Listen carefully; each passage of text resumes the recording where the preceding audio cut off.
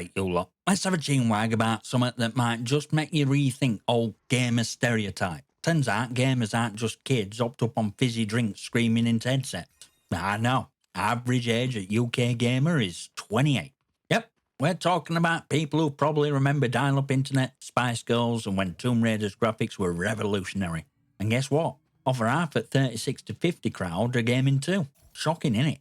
But it's kicker. While today's games are shinier than ever, there's an elephant in the room. Aging gamers and industry's shift to keep up with them. We're diving into it. Who's playing, what's changed, and whether older crowd is to blame for some at gaming's softer edges. But before we get started, don't forget to like, subscribe and all that bollocks. It helps the channel grow. Right, let's crack on, shall we?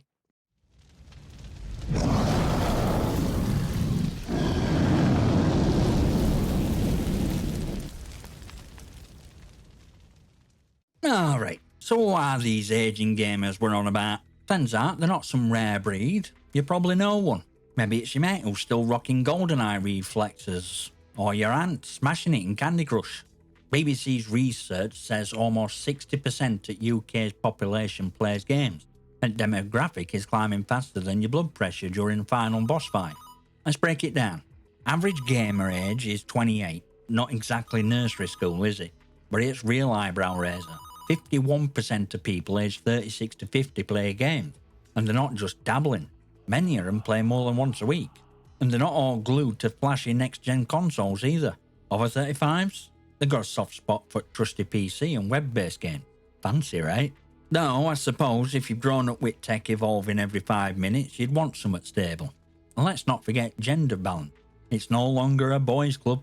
Almost half the gamers are women, and while there's a small gender gap in 36 to 50 range, it's not like cringeworthy stereotypes some marketing departments are still clinging to. Gamers come from all walks of life, proving once again that gaming isn't just a pastime, it's a bloody universal language. But here's where things get spicy. The 90s born crew, those who've never known life without games, and are adults, they're pushing the gaming habits into living rooms, turning what used to be a bedroom marathons into social events. Imagine explaining that to your nan 20 years ago. No, Gran, it's not antisocial, it's team building with me mates. So what's changed? Well, while under 10s are still gaming daily, the parents, OG gamers, are pacing themselves. They're balancing gaming with jobs, families, and trying to convince younger lot that their doomed speedrun actually matters. Yet many of these veterans feel overlooked by an industry too obsessed with microtransactions and battle passes aimed at teens. Oh, but real drama? You've got older players asking for easier lobbies. Seriously? These are the same folks who conquered Dark Souls at 80s and 90s. Games with no checkpoints, no tutorial, and often no mercy. And now they're whinging cause someone sniped them in Warzone? Pull yourselves together, you lot. Or maybe we should blame millennials for watering it all down. But here's the thing, it's not just about skill. As you age, reaction times slow down, priorities shift, spare time shrinks. It's not weakness, it's life. Yet these players still want to stay in game. Literally. And that's something industry can't afford to ignore. So let's talk about struggle of aging gamers. And no, I don't mean existential dread of realising Crash Bandicoot is older than some of your co-workers. I'm talking about genuine challenges that make gaming a different beast once you've hit your 30s, 40s and beyond. First off, reaction times. Yep, that sharpness you had in your teens, it starts slowing down somewhere in your mid-20s. By the time you're 40, you're pressing buttons with speed of a pensioner trying to text on a Nokia 3310. Competitive games like Call of Duty and Fortnite, they're an uphill battle against teenagers with lightning-fast reflexes and too much free time. Seriously, how's it fair to pit someone who's just finished a 10-hour shift against little Timmy, whose biggest worry is whether his mum noticed he skipped homework? Then there's time, or lack of it.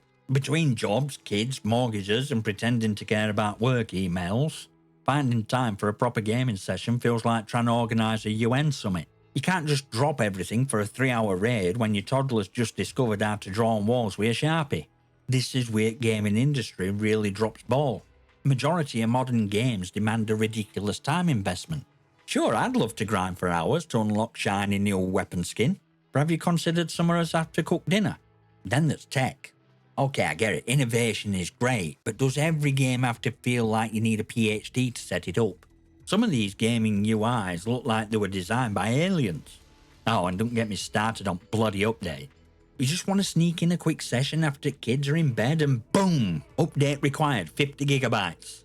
Cheers, mate. Guess I'll play solitaire. But let's not forget accessibility. As gamers age, physical challenges like arthritis or reduced dexterity can make traditional controllers a nightmare. Not every older gamer can manage lightning-quick thumb acrobatics that younger players pull off effortlessly. And yet many developers seem to think accessibility begins and ends with colourblind mode. Newsflash, it don't. Finally, there's stigma. Despite statistics proving gaming ain't just for kids, there's still that lingering societal judgment. If you're over 40 and playing games, you're either seen as some tech wizard or, worse, a man-child who can't let go of his youth. Meanwhile, nobody bats an eye if you're sat in front of Netflix for 6 hours. Double standards much. So what solution? Industry needs to step up. More games with shorter, accessible sessions for people juggling life's chaos. Controllers designed for comfort over flair.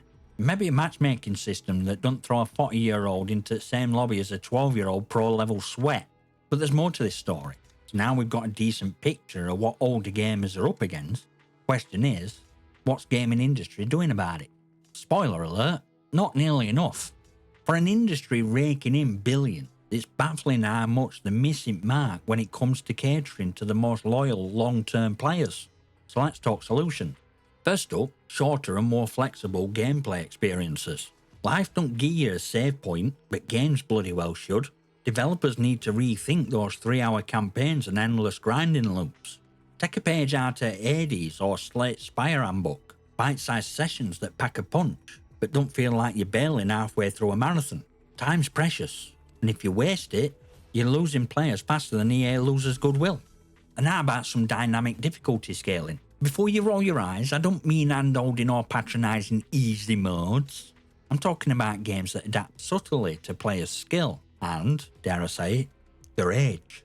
For instance, tweaking reaction time dependent mechanics for slower players without compromising challenge. Older gamers grew up on tough as nails classics like Contra and MegaMan. They don't want it easier, they just want it fairer. Next, let's address accessibility. It's 2024, yet some studios act like designing for physical disabilities a chore. Look at what Last of Us Part 2 did with its extensive settings for vision, hearing, and motor impairments. That should be gold standard. Controllers too need a revamp. Sure, you've got flashy pro setups, but where's ergonomic gear for players with arthritis or coordination issue? It's not rocket science, just good design. Then there's community and matchmaking. Here's a radical idea. Create lobbies based on commitment levels rather than just skill. Some older gamers aren't looking for sweaty leaderboard climbs. They want a laid-back experience, chance to have a laugh without getting obliterated by kids with twitchy thumbs. Give them spaces to connect with players on their wavelength. And let's talk about game narratives while we're at it. Not every older gamer wants to save worlds as a moody 20-something with bad haircut. We're at protagonists in the 30s, 40s or older. Stories about juggling heroics with paying mortgage or parenting. I mean, if Liam Neeson can make Taken work at his age, why can't games? On the flip side, some companies are starting to get it right. Look at rise of retro releases and remastered classics. These aren't nostalgia grabs, they're nods to older crowd who still love games they grew up on. Then there's indie scene, which often nails what big boys miss. Innovative gameplay that respects players' time and intelligence. So potential's there. Industry just needs to pull its head out of its backside and realise that aging gamers aren't going anywhere. If all, they're growing, both in number and spending power. Ignore them and you're not just losing players, you're losing solar gaming.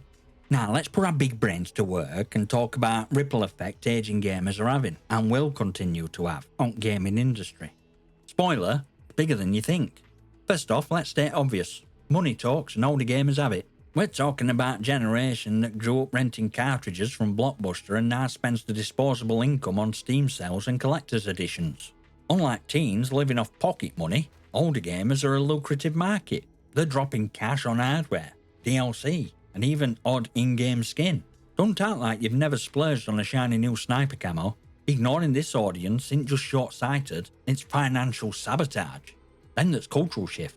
Older gamers have been around long enough to remember when gaming wasn't cool. They've seen it go from being a niche hobby to dominating pop culture, and their influence is huge.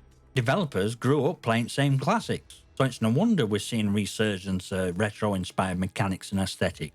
But this isn't just nostalgia for nostalgia's sake. It's a recognition that what worked back then still resonates today. And let's not forget our aging gamers are shaping what games are made. As players age, they're demanding more variety. Sure, pew-pew games will always have the place, but older audiences are leaning towards deeper narratives, slower-paced gameplay, and genres like strategy RPGs and puzzle. Think popularity of cozy games like Stardew Valley or cinematic masterpieces like Red Dead Redemption 2 is a coincidence. Think again. Developers know who's buying. Now let's talk tech. Older gamers are driving innovation in accessibility and hardware. Companies like Microsoft, with its adaptive controller, are already catering to gamers who need more inclusive tools. But this trend isn't just about inclusivity, it's about longevity. By making gaming more accessible, they're ensuring players stick with hobby as long as possible. That's good business sense, and it's only beginning. Then there's shifting multiplayer culture. With older gamers stepping into the scene, focus is moving from competitive chaos to cooperative and social experiences. Games like Sea of Thieves and It Takes Two thrive because it's about connection, not just racking up kills. That's something older players are prioritising, and industry is starting to take notice. But let's be real, some developers are still asleep at wheel. They're too busy chasing trends like battle royales and TikTok-worthy dancers to see bigger picture. Meanwhile, smart companies are planting the flags in this untapped market. Gaming industry don't cater to aging gamers. They're risking losing not just a chunk of revenue, but an audience that could serve as ambassadors for gaming's future. It's kicker. Adapting to older gamers don't just benefit them, it makes gaming better for everyone. Accessibility features help players of all abilities. Shorter, more engaging gameplay respects everyone's time. And focusing on depth and quality over gimmicks, that's just kind of shift that makes gaming a medium for ages. Pun intended. But it's not just on devs, is it? Gamers themselves have a role to play. If you're an older gamer, speak up. Demand better features, better stories, better representation. Don't let industry pigeonhole you as a relic at past.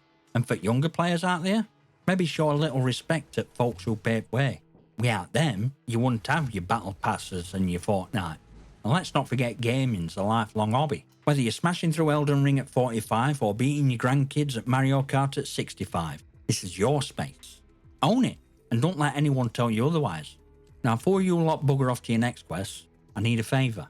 Smash that like button, seriously, it's sitting there begging for it. Hit subscribe, because you're not going to want to miss what's coming next. Leave your comments and questions below. Got a rant? Hot take? Drop it in there, and who knows, I might just feature you on channel. And with that, I'll see you next time, you magnificent